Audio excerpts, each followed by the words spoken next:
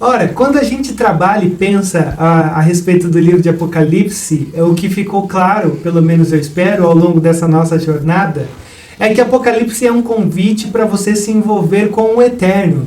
Tanto que a nossa série chama Apocalipse, para que você se apocalipse dessa leitura, desse texto, desse livro que é tão fantástico e tão necessário para a nossa continuidade diante dos desafios que você e eu enfrentamos. E quando a gente olha o capítulo 22, do verso 6 ao 21, você vai encontrar aqui uma espécie de 7 advertências finais. Só que dentro dessas 7 advertências, você tem uma coisa bem interessante que eu já queria compartilhar com você. Se você for ler aí, você vai reparar que pelo menos 7 vezes aparece a palavra vem. É um convite para você e eu irmos, colocarmos o pé nessa eternidade, experimentarmos essas visões, essas percepções, nos alimentarmos de que há um mundo que está acontecendo, mesmo diante do mundo em que a gente vê, tornar-se cada vez mais amargurado. Mas existe um mundo onde o Senhor tem trabalhado, construído o seu reino, e nós aguardamos por essa expectativa, ao passo que um dia ela se torne real. E quando a gente olha para essas 7 vezes que a palavra vem, esse convite tem aqui nesses versos, é interessantíssimo. Porque ele vem a nós e agora ele nos convida a ir a ele. A gente viu muitas coisas. E não basta só a gente ver e tirar algumas dúvidas ou ter algum apoio. É preciso que a gente vá. É preciso que a gente ande nessa direção. E a gente olha para esses versos aqui de hoje, e esses versos são é muito interessante, porque esses versos vão nos apontar para uma coisa que já havia sido colocado lá no início. Se você olhar a abertura dessa carta e olhar para esses versos agora, você vai ver que praticamente o João ele repete a introdução dessa carta, e aqui meio que ele faz um resumo dos principais pontos ao longo desse livro. Então eu não vou colocar aqui, nem vou explicar essa parte, porque se você quiser tem o conteúdo e o material que apresenta essa comparação, esse paralelo entre o final e o começo. Mas a grande questão que envolve a mim e você hoje nesse texto, nessa nossa leitura, são essas 7 advertências que você e eu sofremos, temos e somos convidados a experimentar aqui, a partir de tudo que a gente viu e nessa reta final pela qual João termina essa jornada em Apocalipse comigo e com você. E a primeira coisa que você vai ver aqui é essa coisa da entrega. A gente tem uma advertência que a gente é convidado a entregar-se a essa palavra, entregar-se ao conteúdo desse livro. Olha só o verso 6. O anjo me disse: essas palavras são dignas de confiança e verdadeiras. E o Senhor, o Deus dos espíritos dos profetas, aquele que inspirou os profetas, enviou o seu anjo para mostrar aos seus servos as coisas que em breve hão de acontecer. Perceba como é descrito esse livro, esse conteúdo. Confiança e verdade. Essa palavra revelada através de João é a palavra de Deus. Então receba essa palavra como a palavra de Deus. Ela não tem concorrência, ela não é só um livro, um conteúdo, algumas imagens, diante de tantas imagens, livros que a gente tem hoje, não. Esse livro, ele é fundamental dentro da perspectiva de você e eu continuarmos progredindo na nossa caminhada. Não há concorrência, é o livro onde o Senhor se revela de uma maneira plena a mim e a você. Então não se perca, esse livro é um livro pelo qual você e eu somos convidados a nos entregar. Essa é a primeira advertência. A segunda advertência desse texto é guarde. Guarde essa palavra em seu coração. Olha o verso 7. Eis que venho em breve. Feliz é aquele que guarda as palavras da profecia deste livro. Você tem aqui nesse verso, primeiro, a 6ª bem-aventurança do livro. O livro tem 7 bem-aventuranças e essa daqui é a 6ª. Se você quiser um dia desfrutar de todas elas, também tem nas nossas anotações, é só pedir aí. Só que a grande questão aqui também não é que você apenas precisa saber do conteúdo desse livro. Você também precisa entregar-se, mas também você precisa guardar as verdades desse livro, dessa profecia, conforme o João chama, no seu coração. Porque perseverança é a grande palavra para esse livro. É a grande palavra para essa escatologia pela qual você e eu vivemos. Esse escatom, esse reino das trevas, o reino da luz, tudo isso vai nos conduzindo ao longo da nossa jornada. E a todo momento a gente é convidado a perseverar. Então o livro de Apocalipse, ele nada mais é do que um livro sobre perseverança. Só que perseverança é uma palavra bonita, mas na forma prática a gente se pergunta como? E aí o João olha para a gente e diz, guardando essa palavra. Não é à toa que, por exemplo, quando você olha para o teu Novo Testamento, toda vez que você se encontra com um texto que fala sobre a volta de Cristo, sempre vai terminar com uma advertência dizendo, guarde, mantenha-se fiel, constante, se esforce, a todo momento você tem isso. Por quê? Porque não basta saber. Essa escatologia, toda essa coisa da volta de Jesus, não é para tirar dúvidas meramente de especulações, mas é para alimentar o nosso coração de esperança. Por isso, guarde essa palavra no seu coração. Só que também você pode lembrar-se que existe um salmo que diz assim, eu guardei essa palavra no meu coração para não pecar contra ti. E olha só que interessante, o texto acabou de dizer, ó, guarde no coração. E olha só o que João faz. Eu, João, sou aquele que ouviu e viu essas coisas. E tendo-as ouvido e visto, caí aos pés do anjo que me mostrou tudo aquilo para mim, para adorá-lo. Mas ele me disse, não faça isso, eu sou servo como você e seus irmãos, os profetas, e como os que guardam a palavra desse livro. Adore a Deus. Olha, que isso, João.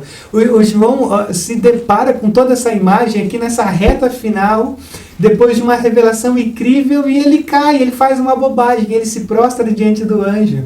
E aí o anjo olha para ele e diz, não, João, não faça isso a mim, adore a Deus. A mim não. Eu sou servo como você. Então, guarde essa palavra no teu coração. É a segunda advertência. A terceira advertência que a gente tem aqui é sobre proclamação. Proclame as verdades desse livro. Olha o verso 10. Então me disse, não cele as palavras da profecia deste livro, pois o tempo está próximo. Continue o injusto a praticar a injustiça, continue o imundo na injustiça. Continue o justo a praticar justiça e continue o santo a santificar-se. Eis que venho em breve. A minha recompensa está comigo e eu retribuirei a cada um de acordo com o que fez. Esse texto é bem polêmico e bem forte, porque ele está dizendo uma coisa bem simples, porém bem dolorida. Continue fazendo o mal ou continue fazendo o bem. Há dois tipos de pessoas, os que promovem o mal e os que promovem o bem. E aí a gente se pergunta, mas o que isso quer dizer? Isso é uma ordem, uma advertência? Bom, a coisa é simples. O mundo, ele vai girando aonde o mal sempre vai sendo realizado e o bem também vai sempre sendo realizado. Ou em outras palavras, o mundo se torna cada vez mais impuro, a igreja se torna cada vez mais santa.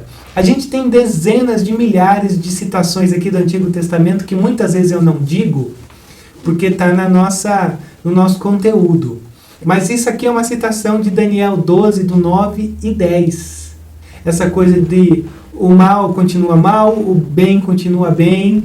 E na concepção de Daniel, essa palavra, ou essa citação, ela é uma profecia, só que aqui em João é uma ordem. Então João está dando uma ordem, e talvez a gente possa interpretar isso de três formas. Primeiro, isso aqui é uma advertência aos ímpios a se reconsiderarem. Sabe aquela coisa assim, quando a pessoa não quer se arrepender? E aí o Paulo olha para o capítulo 5 de 1 Coríntios e diz assim, ó, entregue para Satanás, porque talvez lá ele tenha uma outra oportunidade de retornar e sofrer as consequências, então retornar. Então a gente pode olhar e dizer, talvez seja isso. É uma advertência onde Deus olha e diz, continua fazendo mal. E aí ele fala, poxa, essa liberdade divina nos acusa, a liberdade divina ela nos provoca, então deixa eu repensar. Então essa pode ser uma primeira interpretação.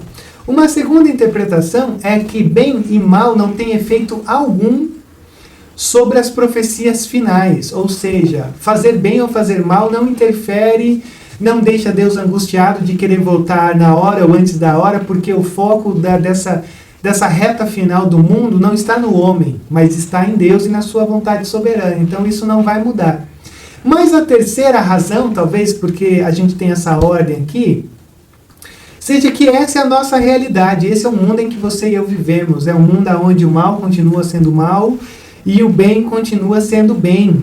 Então, por outro lado, isso aqui é um incentivo a mim e a você a continuar proclamando, a continuar vivendo, porque não espere que a coisa melhore, porque não vai melhorar.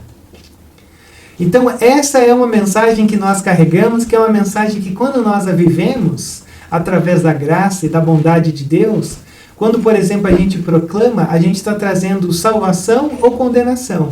Salvação para aqueles que se arrependem e condenação para aqueles que não se arrependem. Mas a mensagem nunca volta sozinha. Então, essa terceira advertência ela é simples, mas poderosa, porque está dizendo, não esconda essa verdade. Continue proclamando as verdades desse livro. A quarta advertência que a gente tem aqui é uma advertência sobre lavagem. E ele está dizendo assim, continue se lavando no sacrifício de Cristo. Olha o verso 13. Eu sou o alfa e o ômega, o primeiro e o último, o princípio e o fim. Felizes os que lavam as suas vestes, para que tenham direito à árvore da vida e possam entrar na cidade pelas portas. Fora ficam os cães, os que praticam feitiçaria, os que cometem imoralidades sexuais, os assassinos, os idólatras e todos os que amam e praticam a mentira. A gente tem um exemplo bem interessante aqui, porque a gente tem uma lista de obras daqueles que não entram. Os que não entram no reino dos céus, eles são descritos, eles são listados. Agora, por um outro lado, os que entram, eles não são listados. Apenas diz que eles se lavam. Eu acho que esse é um ponto importante aqui. Porque não se trata de ser melhores e piores. Na verdade, não se trata de ser mais puro, de ser mais limpo, mas se trata de reconhecer-se. O reino dos céus é para aqueles que se reconhecem. Porque a grande verdade é que todos nós somos como cães, sem controle. Todos nós somos como feiticeiros, místicos. Todos nós cometemos imoralidades sexuais, assassinamos através do pensamento, somos idólatras, amamos e praticamos a mentira. Agora, a grande questão é quando nós reconhecemos isso, porque quando você e eu reconhecemos isso nos coloca nessa condição de nos lavarmos no sacrifício de Cristo. E o interessantíssimo desse verso não é que esse lavar ele é feito uma vez e acabou. Não é quando você se levanta do batismo. Na verdade, o tempo em que esse verbo está aqui, ele está dizendo assim, olha, bem-aventurados aqueles que estão se lavando, ou que estão lavando continuamente as suas vestes. Então essa é a quarta advertência para mim e para você. Continue se lavando pela corrupção, pela imoralidade por quem você é, se lavando em Cristo, porque é Ele quem pode fazer e transformar ou deixar as tuas vestes brancas. Por isso que nós não somos listados, porque o que nos leva para o céu é o que Cristo fez. Agora, o que nos condena ao céu é a rejeição do que Cristo fez, e aí nós entramos como somos. Feiticeiros, cães e toda essa lista aqui. A quinta advertência que a gente tem aqui vai falar sobre o anseio. E esse anseio tem a ver com anseio pelo bem. Olha só o que o verso 16 vai dizer. Eu, Jesus, enviei o meu anjo para dar a vocês esse testemunho concernente às igrejas. Eu sou a raiz e o descendente de Davi. Várias imagens do Antigo Testamento. E a resplandecente estrela da manhã. O Espírito e a noiva dizem, vem, e todo aquele que ouvir, diga, vem. Quem tiver sede, venha, e quem quiser, beba da graça, ou beba de graça da água da vida. Olha só que interessante. Esse aqui é o último verso de uma apresentação pessoal de Jesus. E quando Jesus está aqui se revelando, ou usando um título a si mesmo, ele não se trata como um rei, como um juiz, como um senhor, mas ele se descreve como estrela da manhã. E a estrela da manhã, ela é uma imagem interessante, porque a estrela da manhã, ela aparece quando a noite é escura e quando está prestes a amanhecer. Então, diante de uma treva enorme, imensa, assim, completamente envolvente, a estrela da manhã aparece de uma forma de dizer: amanhã está chegando, o novo dia está chegando. E aí então, quando a gente olha para isso, é um convite para esse anseio que você e eu devemos ter. Anseie pelo vem, anseie pela Maranata, ora vem, Senhor Jesus. Porque até no final do livro, nessa última aparição de Jesus, ele está dizendo: venham, é um convite de Jesus a todos nós, para a gente continuar indo a Ele, fixando o nosso olhar nele. Essa é a quinta advertência. A sexta advertência que a gente tem aqui no nosso texto começa no verso 18, onde ele diz assim: eu declaro a todos os que ouvem as palavras da profecia desse livro, se alguém lhe acrescentar algo, Deus lhe acrescentará as pragas descritas nesse livro. Se alguém tirar alguma palavra desse livro de profecia, Deus tirará dele a sua parte na árvore da vida e na cidade santa, que são descritas nesse livro. Quando eu olho para essa sexta advertência, eu penso em sustento. Mas sustento no sentido de sustente-se na suficiência dessa palavra. Sustente-se em todo esse livro que você tem. Porque a Bíblia inteira é a palavra de Deus. Não é uma parte, embora algumas pessoas gostam de pensar isso. Não, muito pelo contrário. A Bíblia ela é suficiente para a nossa caminhada. Então não basta, ou não dá para você gostar de algumas partes e não gostar de outras. Viva por toda ela, não por parte. Não tenha coisas que você aceita e coisas que você não aceita, que você concorda ou não concorda. Não, na verdade, tudo que você precisa para ser um vitorioso, para chegar nessa linha de chegada, se encontra nesse livro. Então, sustente-se na suficiência da palavra. E a nossa sétima e última advertência desse último texto é: alimente-se. Alimente-se da perspectiva do eterno. Alimente-se de uma maneira saciável. Alimente-se de uma maneira que você se nutra. Olha só o verso 20. Aquele que dá testemunho dessas coisas diz: sim, venho em breve. Amém. Vem, Senhor Jesus. E a graça do Senhor Jesus seja com todos. Amém. Sim, venho em breve. Alimente-se dessa perspectiva, porque o teu próximo passo pode ser na eternidade. Alimente-se dessa perspectiva, porque Apocalipse foi projetado justamente para te dizer: Apocalipse, viva sobre a dimensão do eterno.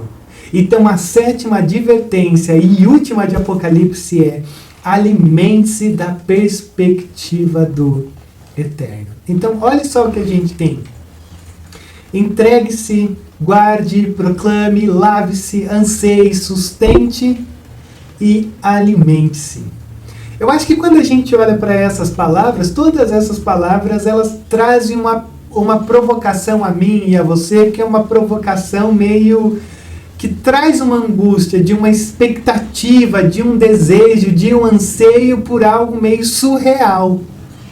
Só que quando a gente vai olhando para todo o enredo bíblico, para tudo que a gente tem, que a gente vive, a gente começa a entender que essas 7 advertências, elas estão descritas por aquilo que, por exemplo, Hebreus 11:10 diz que nós estamos procurando por uma cidade cujo Deus é o arquiteto e construtor. A gente está procurando. E aí quando você continua lendo, lá em Hebreus 13:14, vai dizer assim: porque nós não temos uma cidade que dura, uma cidade fixa, mas nós buscamos a cidade que há de vir.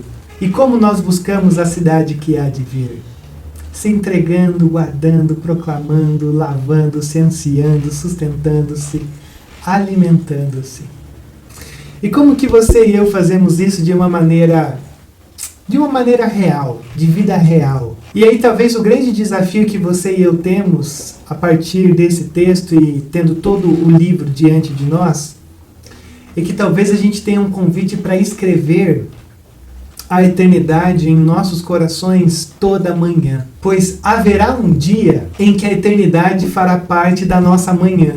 Embora seja redundante, mas a gente entrará um dia nesse estado dessa eternidade lá, na consumação. Hoje nós estamos na expectativa.